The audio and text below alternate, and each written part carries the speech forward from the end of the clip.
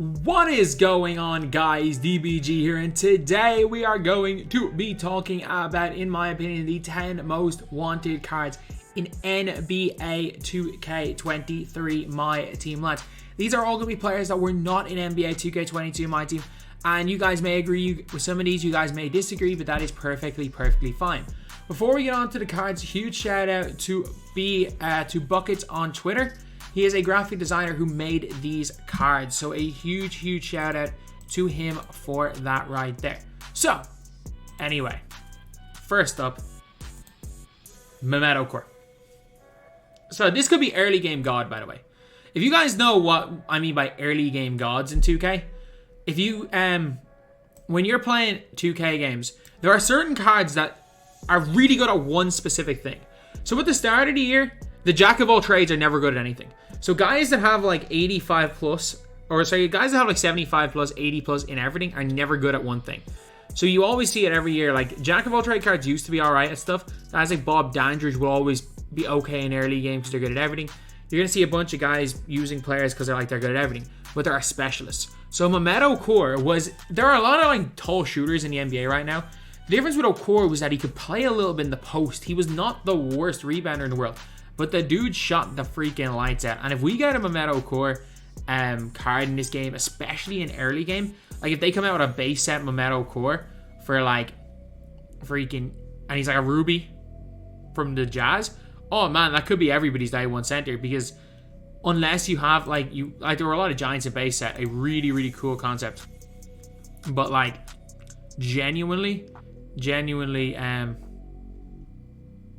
just could be a beast. After Memetocore, Sheed. Sheed is another one of those players that game would really translate to today. Games would his game really would translate today. I saw a ridiculous post saying he would be better than Giannis. That is just not true. He would probably have made a couple more All-Star teams than he did. But no.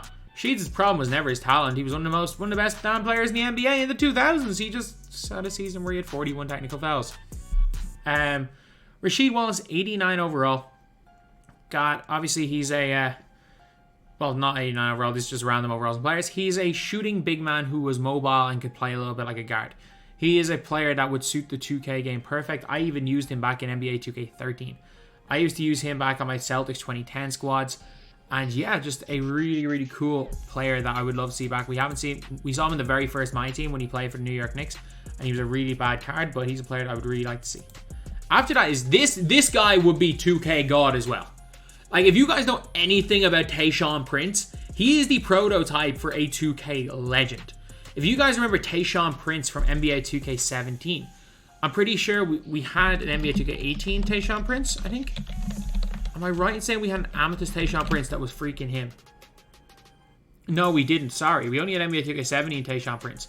So the last time we had Taishan Prince in a 2K game was 2K17. And if you guys remember this card right here, he was him. So the annoying thing is that, okay, MTDB is back up. MTDB was down for a few days. Or is it still down? Yeah, it appears that MTDB is gone. So a lot of our history is now based on 2K Empty Central, which could go down any minute.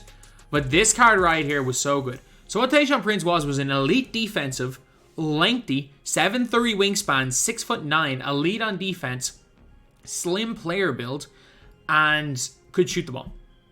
Taishan Prince will be an absolutely just ideal player.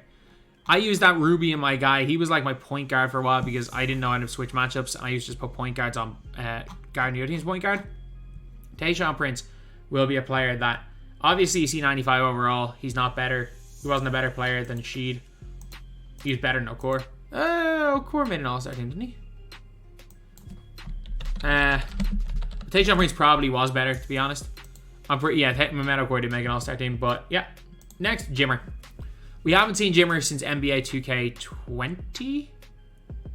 Maybe NBA 2K19. I think NBA 2K20 he had a card. He definitely didn't have a card in NBA 2K21. Yeah, he did. Sorry, he had a flash card in 2K20. I know he had a better card as well than the flash, but he had a flash card. But Jimmer Fredette is just one of those fun players. Whenever he comes out in the game, people are just going to run around and shoot with him. And in the way 2K22 played, Jimmer Fredette early could have been insane. It's like, what I don't like 2K doing is waiting so long to give, like, 2K should just give us, like, early in the game a Jimmer Fredette with, like, 95 speed and, like, a 95 3 ball. I think 2K, they give us the tall point guards way too early, but also they wait way too long to give us, like, high overalls and low small point guards. Like, when they gave us, like, CP3 last year and it's stock, like, I'm not even stocking you before, like, they don't even need to give us glitch cards. Just give us these really, really good point guards that are, like, 6'3", and we'll be happy. And we would be, imagine if in October we got a Jimmer Fredette pink diamond card. Don't wait till March. And he just was there with half level as range with, like, god tier SIGs. That card would be so fun to use. He'd still be a liability on defense, but he'd still be fun. Then, the obvious ones, Barkley and Miller. Everybody knows about Charles Barkley and Reggie Miller in 2K. Everybody knows that Charles Barkley and Reggie Miller are the two most iconic players to not allow 2K to use their likeness. So, they gotta be on every one of these lists. They do, unfortunately. I wish we were able to get Reggie Miller and Charles Barkley, especially early on the year. Like, late on the year, everyone's like, oh, Charles Barkley would suck. It's like, it doesn't matter what these cards are late on the year. Who cares? Because, like, that's like saying there's no point getting anyone because we know Tackle Falls from the best player in the game. The thing is with these two guys is that Reggie Miller will be one of the best. He'll be like a 6'7" Royale, and they'll probably give him some, like, really, really good jump shot. And then Charles Barkley could be really cool as well. Obviously, these guys aren't coming, which is a little bit unfortunate, but look, I would love to see them. Then we got Brandon Roy, a player that we could definitely see. So Brandon Roy was not in 2K for years and years, and people don't remember this. Like, from 2K13, when Brandon Roy was a current NBA player for the Minnesota Timberwolves, we actually did not, in fact, see a Brandon Roy from 2K13 up until 2K19. So there was so much hype seeing Brandon Roy. Brandon Roy and Gilbert Arenas were both added into NBA 2K19, so they were super, super hyped. So Brandon Roy not being in the game this year isn't uncommon. People are like, oh my god, they took him out of the game. Brandon Roy hadn't been in the game for years. He is a player that, as the years go on, he kind of becomes maybe less and less hyped, because I did find that, like, Brandon Roy was so good. He was so good in those old games. And because in 2019, people still were hyped, he still had some hype because he was a really interesting player to watch. He wanted him more, but I'm not sure when whether we'll see him in the game or whether people are pushing. Then I really want to see Ron Artest.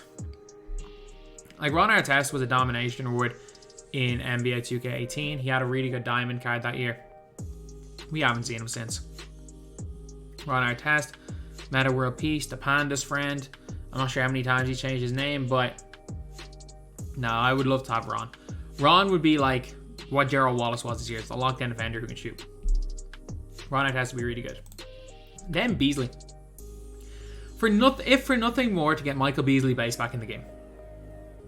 Because, I don't know, I don't mind them giving everybody Brook Lopez base. I don't mind Kristaps getting Brook Lopez and Bol getting Brook Lopez, but Bol and Kristaps with Beasley base was so much better. It looked the same because they're upper. They still had Karl Malone upper, but no, Beasley base was so good. I was such a big fan of Beasley base. And it's a pity that Beasley base is just gone. Michael Beasley as well is like a 6'9", 6'10" wing forward hybrid who can shoot and dunk the ball.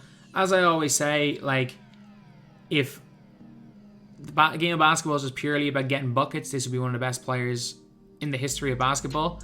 If there was a one-on-one competition amongst NBA players, I'm confident that Michael Beasley would almost win the competition. You even hear it from those Miami Heat era, like, whatever about you want to say LeBron James' prime, his prime as a one-on-one basketball player was no doubt about it when he was in Miami. And even LeBron was saying that Beasley used to kick his ass in 1v1. Like, Beasley was better than him. And then, last up, Subert. Just give us WNBA players at this stage. Come on. Like, there's no point not doing it. And the reason why I say there's no point not doing it, and you might say, oh, I don't want to use WNBA players. If 2K want to completely just have no WNBA players, I'm actually cool with that as well. But what they're doing is so dumb. Like, they're like, oh yeah, you're now going to let you guys use WNBA players as coaches. Who cares? Like, if you're going to bring any sort of WNBA into the game, either have none of it or let us use the players. Simple as that. Like, there is no point. Like, last year, giving us Candace Parker as a coach. Like, what? Like, what's the point? Like, I understand not wanting to put anything WNBA into the MyTEAM game mode. Like, that logic kind of makes sense. But the logic of, oh, let's just put something WNBA in the mode because maybe a few WNBA fans will play the mode. That's not going to do anything.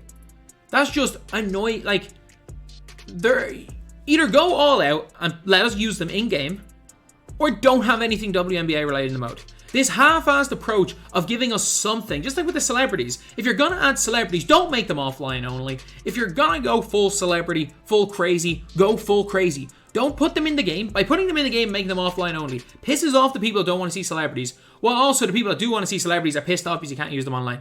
Again, same with the WNBA. The people who don't want anything to do with the WNBA in the game aren't going to be happy to see them as coaches, even though at the end of the day, I think that that's a very small minority. I don't think that's going to turn off any players seeing them as coaches.